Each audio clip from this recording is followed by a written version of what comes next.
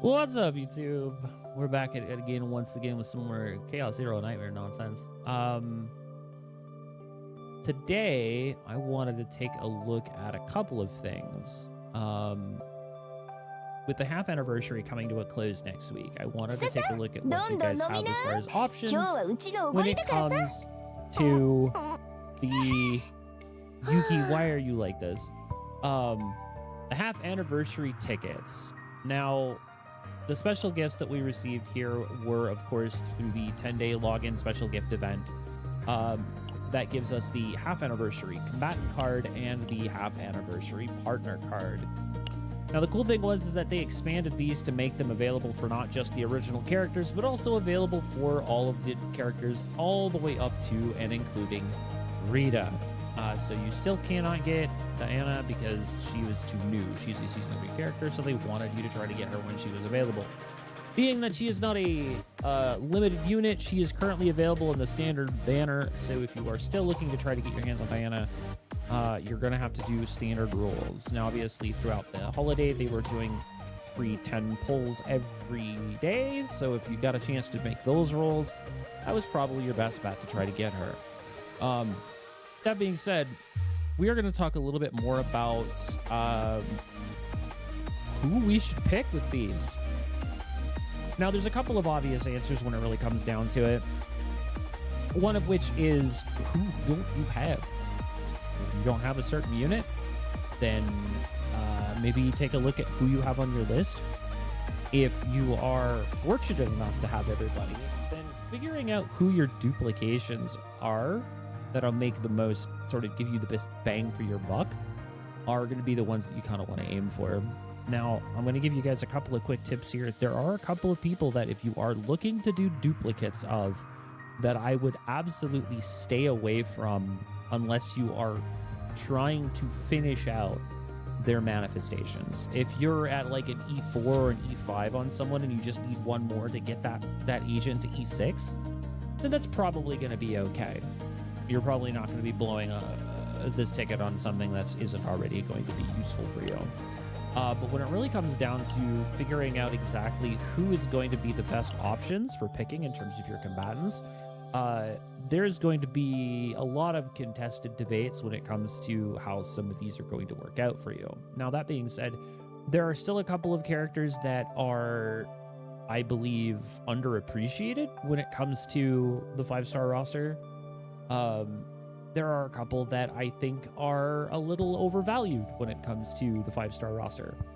That being said, there are a couple of characters that I feel like are pretty consistently necessary for people. If you don't have them, you probably should aim for them. The first of which is Orlea.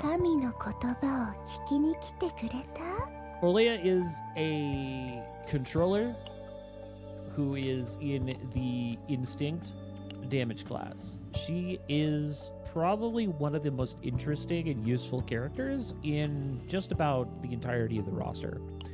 The reason for that is what she does with her minions. She has 2 cards that generate creations, of which you have 3: Softy, Swifty, and Sturdy. Now, if you guys have seen my previous video about exhaustingly talking about her retain effects, you understand that all 3 of these guys have different functions. Sturdy is a healing shield card, so if you use him, you gain a shield. If you retain him, you gain a heal. Swifty is a attack card. If you attack with it, it does 100% damage. If you hold on to it, it does a stacking 40% increase each time you retain. And of course, you have Softy, which is a damage buff, where if you use the card, it will increase the amount of damage dealt by everybody by 10% for an entire turn. And if you retain it, the next attack card gains the 10% buff. Obviously, these will go up in power based on if they are 1-star, 2-star, or 3-star creations, of which you have the ability to manipulate with both her ego manifestations as well as epiphanies. The second card that she does this with is Growing Creature. Growing Creature has the ability to create a 1-star creation when cast, and if retained, will automatically change into a 3-star variant of one of the 3 creations: Softy, Swifty, Sturdy. Now, what's really interesting is that there's multiple different epiphanies that allow Growing Creature to sort of benefit depending on the type of build that you're doing with Orlea, such as being able to automatically guarantee a Softy, Swifty, or Sturdy 3-star no matter what on a retain. There's also the ability to create multiple copies of creations. And then, of course, there's the one that I like to use the most, which is the Growing Creature 1, which is if you cast it, you create a 1-star creation. But if you retain it, you create a 1-star creation, knowing that Orlea's entire mechanic is retaining cards, multiplying the amount of everything you have in your hand. By utilizing Growth Acceleration and Will of Light, you have the ability to just have an ever-expanding and growing army of creatures. Orlea herself relies very heavily on standard damage, and her potentials allow her to gain additional healing from Heaven's Healing. And, of course, if her attack is above a certain amount, or her defense is above a certain amount, at the start of the battle, she gains a flat 6% critical chance. Now, this is a very unique case of, while her creatures buff the entire deck, this unique stat upgrade is selfish, which means it only affects her.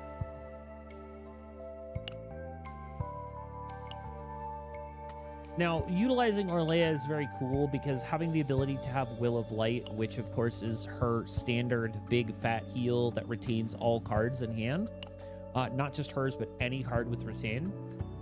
This also gives that card retain, which means you can hang on to it for a number of turns before absolutely needing to use it. So you can kind of save it instead of just automatically utilizing it, saving it so that you have the ability to, you know, use it as kind of like an oh shit button.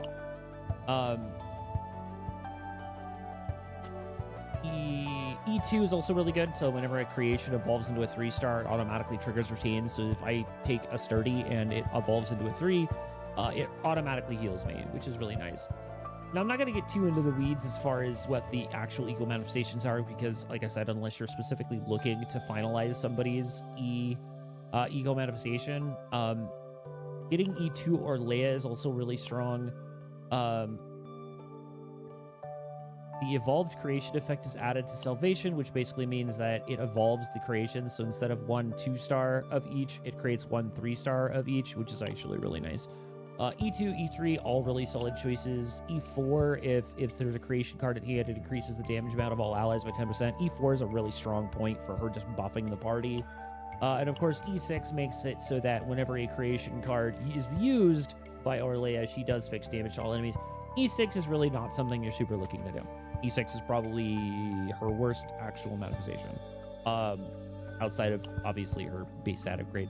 1 through 4, absolutely fire. 6, meh. It's actually very meh. I'm not a super fan of trying to get her to E6 right away. Getting her to at least E4, maybe E5 is really strong, but I'd say E2 is probably her solid start point.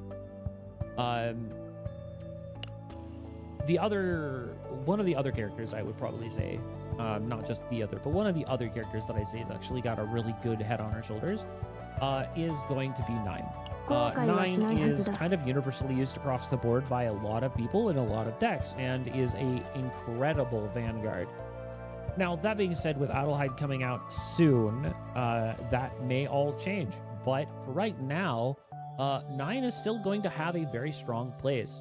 Part of the reason for that is her very unique card, Hue. Hue has the ability to epiphany into a multitude of different styles of attacks, each of them having the ability to do different things when they upgrade. Ironclad generates a shield. Extreme actually has 2 extra levels that it will evolve into on its Incinerate. Flash allows you to have something that is capable of being both retained and gains ignition, which means all kinds of crazy shit. It basically says if this card is in hand, when a card is exhausted, it decreases the cost of this card by 1 until it's used, which means it goes from 3 to 2 to 1 to 0. Massacre, which is a AoE, and of course Ambush, which allows you to do damage, and if an ally counterattacks, it automatically activates this version of Hue. So having multiple different variations of Hue give you the ability to allow 9 to be a lot more versatile as a Vanguard support in your deck. That being said, her potentials give you the ability to do additional damage to her basic card, Slash, and if it's above a specific defense number, it'll do additional damage up to a total of 10% more. And her unique upgrade basically says that if her defense is higher than 300, she will do an additional 5% order damage, which is, of course, her damage type, as in Order Vanguard. And for each 10 defense exceeding 300 up to a maximum of 10%, you will gain an additional 2 to that modifier, giving you the total ability of 15% additional order damage. Her ego manifestations, her E1 is solid. In fact, I think her E1 is probably one of her best ego manifestations, which is also why I'm so happy that it's E1. Fighting Spirit is a card that straight up says it activates one highest cost attack cards of this unit in hand on the target and then exhausts that card. E1 makes it so that instead of it being a random target, you can pick the target. E19 is actually really good, especially when you have the ability to multiply the amount of Fighting Spirit cards that you have to utilize your hue as much as possible. Being able to pick who you use that card on is great. Other E upgrades, her Ego Manifestation 2 gives you the ability to create an Exploit Opening card. Exploit Opening gives 1 vulnerable and 1 tenacity damage to whatever you target. E3 gives a damage boost, and this is not a percent boost, it is a flat damage increase, so it goes to 400% damage instead of 350 to all enemies, plus 100% damage amount for each point of the combined cost of the 2 highest cost cards, and then exhaust them. So gaining in it just a flat additional 150 is kind of nice. E4 says whenever one of her cards is exhausted, she gains a stack of improvisation, which does 50% defense-based damage to an attack card for the turn, maximum 3 stacks. E5 is stat upgrade. E6 is whenever Hue is activated, inflicts 15% of the damage dealt to the target as fixed damage. So E6 could also be pretty solid. E1, E2, probably both really strong Ego manifestations. So if you already have her at E1, trying to get her to E2 with your ticket is probably not a terrible idea. If you don't have 9, picking up 9 is also a very good idea. One of the other characters I would also highly recommend, and this is probably going to be my third, if you don't have it, pick them up, is Narja. Narja came out at the end of Season 1 with Chizuru and Serenial. That being said, she's just really good. A lot of her cards give you access to a specific mechanic to Narja called Veracity and Predation. These are just straight up damage buffs. Now, the cool thing about Narja is she has this card called Shackles of Hunger. This allows her to do damage, and if you attuned the card, which means you drew the card by any normal means, it'll also give 4 Veracity, which means more damage, which means more card draw, which means more damage, which means it's just kind of a nifty cycle. She also has a very interesting unique card called Mealtime. This allows you to retain the card, and as long as you are burning through stacks of Veracity, it lowers the cost of the card from 6 to 0. And then will stay at that number until the card is used, and then rinse repeat. It also allows you to do additional heals, additional defense-based damage to all enemies, a flat percentage heal, and gives 4 stacks of predation. Narja herself has been a mainstay staple in a lot of my decks recently, and is probably my second most used support character right now in the controller space, next to Orlea. I think she's just neat. I just think she's neat, and if you don't have her, I highly recommend picking her up. Now, when it comes to the partners, this gets to be a little bit more touch and go. As more people have sort of kind of evolved into the space, and as the game has kind of grown over these last 6 months, a lot of times people are basically telling you, hey, don't worry about picking up 5-star partners. Just use the 4 stars, because you have the 4 stars. Everyone has the 4 stars. You roll for a character, you get a 4-star. You roll for a partner, you get a 4-star. It's just kind of part of the course, right? Well, part of the thing is that a lot of these 5 stars aren't just usable for one individual person. Some of the more earlier, like a lot of the season 0 and stuff, like all of the season 0 5 stars, from Kiara all the way to Bria, were generics, meaning that while they had certain mechanics that were utilizable for a particular style of character, they also had enough generic stat boosting for everyone in that class of agent that they were still probably worth picking up, but they weren't utilized. A lot of times people were sticking to the 4 stars of that sort of baseline. So if you were using strikers, if you were looking for a partner for strikers, you were using Lillian. If you were looking for a Vanguard partner, you were probably using Wilhelmina or Rachel. If you were using a Ranger partner, you were definitely using Rosaria.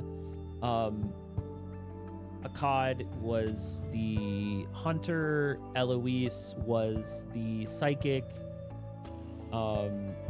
Actually, she's like the only psychic 4-star. Arwen is the controller 4-star, and then even then, if you didn't have that specific 4-star, you were utilizing a 3-star, which was generally Rydiel, Nakia, and Yvonne. Like those were the big 3.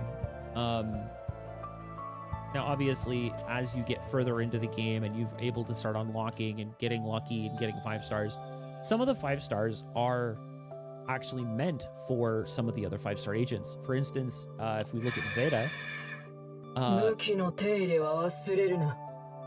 Zeta is a Vanguard partner that specifically increases instinct damage, as well as doing additional damage and shield gain amounts to assign card of that combatant's Celestial cards. Celestial is Callipé's unique mechanic. So you look at the numbers, you look at the text, Zeta is meant to be with Callipé. And a lot of times there are other characters, for instance, Noelle. Noelle is an adorable priestess of the Holy Order, and if you look at this, she boosts damage to instinct and increases the damage, shield gain, and heal amounts of the assigned combatant's retain cards by 15%. This is Orlea's partner. This was the partner meant for Orlea. That being said, there are other characters, like, for instance, Scarlet. Scarlet is very much a uniquely focused specifically to all strikers. So she's a striker partner that gives you the ability to give a increasing damage buff called Focus. If the card that was used was from the same combatant and they use a second one, it boosts the damage that agent does by 15% to all of their attack cards, stacks twice, and is removed when a different combatant's card is used. You gain focus each time 2 of the assigned combatant's cards are used. And it also gives an additional 20% based on each stack of focus. So yeah, you can see how that gets out of hand really quick. Scarlet is probably one of the better 5 stars and is definitely the premier 5-star partner for strikers. So which ones do you get? Do you pick up a generic? Or do you pick up a specific? So, baseline is this. From Kiara to Bria, you have all of the generic 5-star partners. If you don't have one, your best bets are probably going to be Scarlet for Striker, Kiara for Hunter, Noelle specifically for Orlea, Zeta specifically for Callipé, and Marin.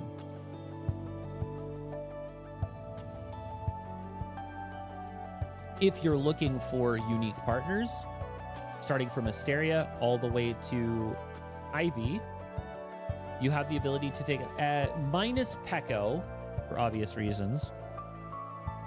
Any of these are also options. If you have the agent, but you do not have the agent's partner, picking up the partner that is specifically for that agent also makes sense. Asteria is for Haru, Westmacott is Yuki, Itsuku is Chizuru. Peko is for Serenial, which unfortunately you cannot currently get on banner. So that's also another thing, and we'll get into that. Gaia is for Narja, Alsea is for 9, Tiana is for Tifera, and Ivy is for Rita. Now, throwing all of that out of the window, the last thing I'll get into is what about Serenial and Pekko? So, if any of you remember when the holidays have happened around December, we were given access to a unique character who is also our first limited agent, Serenial, and her partner, Pekko.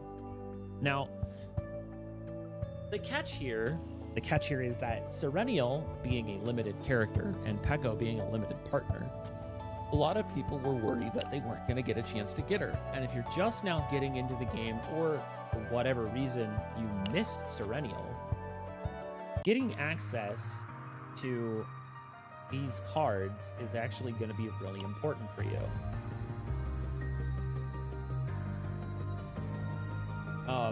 Because it's basically not going to give it to you. Like, throwing it all out the window, she's just not available. All of the characters that are here, but she's not. Same with Pekko. So this was intentional. And I think part of the problem is that a lot of people saw that and they were just like, what about Serenial? She's not available because she was limited. And the problem here is that I think this is the only issue that I have with this ticket. Not being able to get Serenial and Pekko with the ticket, I think, was kind of 6 of one, half dozen of the other. But in the long run, I feel like it's probably okay that she's not available, but it's kind of a shame that she's not also, if that makes sense. I understand from both ends. A lot of people who miss her or are starting now aren't going to get a chance to pick her up right now, because we also don't know when she's going to become available again, if she ever becomes available again. And so that part of it is really kind of unfortunate. But if she does come back, getting a chance to pick her up is probably going to be a priority. That being said, I hope it's informative. Did I miss a character maybe that you liked and that you would think would be better on here? Let me know who you think your top maybe 3 picks are for your pick for the cards for the half anniversary. I'd love to see what it is that you guys have in your mind as far as who you think would be the right choices going forward. That being said, until the next time, I'll see you guys next time. Bye-bye.